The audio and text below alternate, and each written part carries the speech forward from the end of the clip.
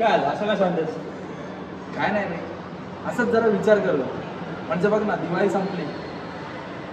हा माहिती आहे मग.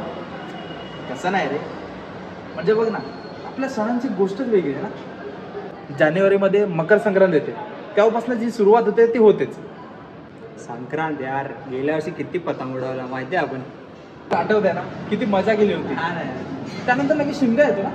अरे शिमगा आणि रंगपंचमीला पण काय भारी मजा येते. आणि त्यानंतर आपला गुढीपाडवा, मराठी नववर्ष. गुढीपाडवाची तर वाईब एकदम वेगळीच असते. काय मजा असते, काय थाट असतो. त्यानंतर येते रक्षाबंधन. रक्षाबंधन मध्ये तर आपलेच किस्से खाली होतात. त्यानंतर लगेच जन्माष्टमी येते ना. अरे जन्माष्टमी, अरे अच्छे गया शोर सारी, काय थरावरती थर लावतात, काय भारी मजा येते.